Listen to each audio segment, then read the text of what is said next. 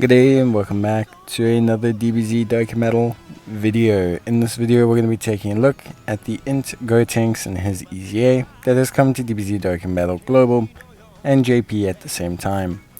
So we're going to be taking a look at Gotenks and getting a good feel for how he performs overall. Now he is a signature pose and youth category lead of 170%, with his youth category lead getting buffed with his Extreme Z Awakening. On his super attack effect, he greatly raises his defense for 3 turns in his base form, which is really quite helpful, whilst also raising his attack. The big thing with Gotenks is, as he obviously transforms, his link set and everything changes. Now, in terms of his passive attack and defense of 200%, an additional 50% attack when performing a super attack, and he has a high chance of launching an additional super attack, and a high chance of evading the enemy's attack, including super attack. He gets an additional evasion chance of 10% per attack evaded, and also he will transform from the 3rd turn from the start of turn. In terms of links, nothing too crazy. Fused Fighter, nothing too out of the ordinary, but I don't want to focus on his links so much because INT Gotenks in base form will be around for 1 turn. So the base form isn't really a priority transformation, because he's only ever in it for exactly 1 turn. Even if he comes in at the 3rd turn for the first time, he'll transform.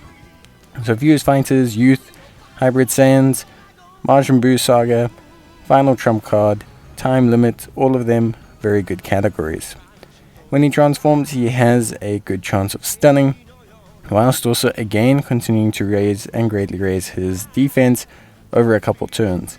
This is very good because it allows him to retain a couple stacks and allows you to build him into a full additional build. Considering he has evasion and he has crit built into his kit, especially later on, there's no need to worry about crit so much. As you can see, he has a high chance of an additional attack of 50% and a medium chance of critting. When performing a super attack, he also has a great chance of launching another super attack, and he has a high chance, 50%, of evading the enemy's attack while gaining 20% per attack evaded. The transformation into Super Saiyan 3, however, is locked behind a condition, so you're not able to just holistically transform. And in this base form, he has Golden Warrior, Super Saiyan, and his link sets change quite a bit. Now, when you transform, his link set will change yet again, gaining limit breaking form and shocking speed. But when he transforms this time, he will greatly raise his attacking defense for up to 4 turns. He will also boost his attacking defense to 300%. His passive actually just gets a lot simpler because it removes a little bit of the randomness. He gets an additional attack of 100% and a high chance of performing a crit when performing a super.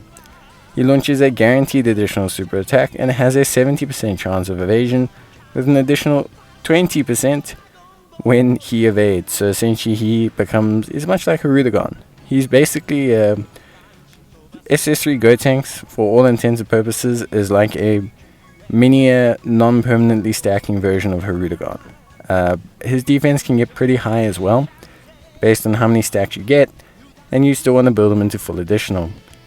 So Gotenks looking pretty solid. Start of turn, right off the bat, 264k defense, honestly not bad. Remember, when he supers, it's going to go up a lot, and he can carry those stacks over into his first transformation. So right off the bat, he's looking pretty good. He's also got that 50% evasion rate, which helps him out, and he boosted it now to 60-70%. All in all, 8 and 9 million attack stats is pretty good, all things considered. So Gotenks, right off the bat, quite a strong contender. Remember, the base form doesn't last very long either. It's objectively his weakest form, and it only lasts 1 turn, and it's still pretty good. Then when he transforms, this is kind of where things start to get pretty interesting for him as a unit. And I would say there's a big power spike at this point.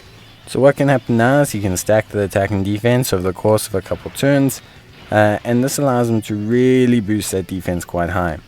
We're talking he can get to like the 500-600k mark with a couple dupes in him with relative ease, and still to boost that defense when he supers again in that turn. So immediately Gotenks is pushing like the 1 mil mark, which is a very, very good point to be in when we're talking about performance. Attack stats can fluctuate depending on the attack buff, but anywhere between 10 to 14 million, depending again on the consistency of that attack buff. Remember that 50% is a high chance, so it's a 50% at 50%, but it's still pretty good.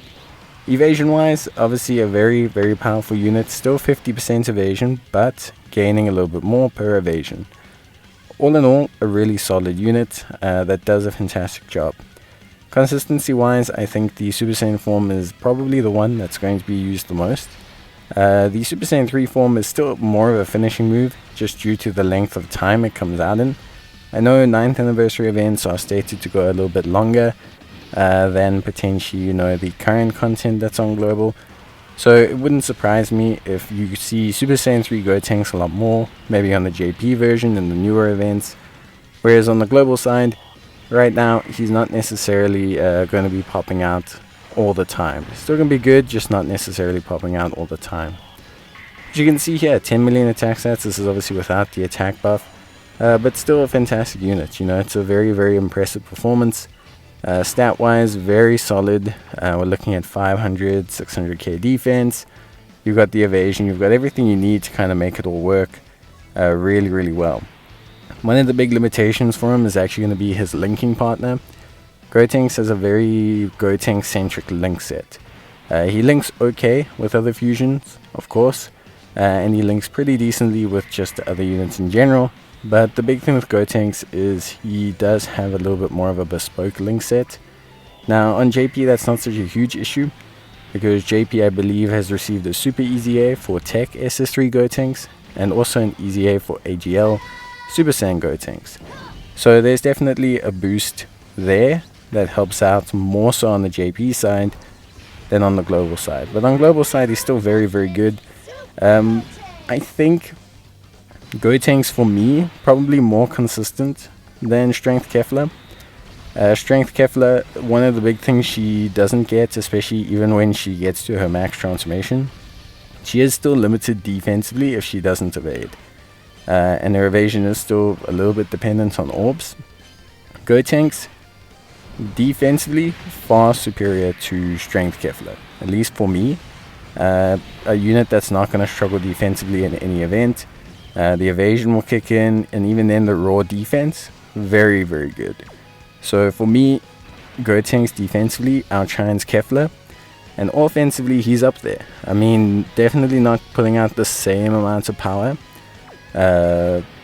just yet, but I am comparing Gotenks with 2 dupes, not level 10 links, to a Kefla that was Rainbow with level 10 links. And it won't make a huge difference, but it could be the difference between another 1 or 2 mil. And then you're comparing, 17, 18 million with a very great crit chance to, 21, 22 million. So it is definitely something that's a good comparison. I think they're both excellent, but I think Gotenks probably just about pips it for me, especially when you consider his teams and categories and the way you can build them. So let's talk a little bit about building him, and let's talk a little bit about links. So building him I think is full additional. Like I said, he's got crit built in, I mentioned it earlier, but full additional is definitely the way to go with this guy.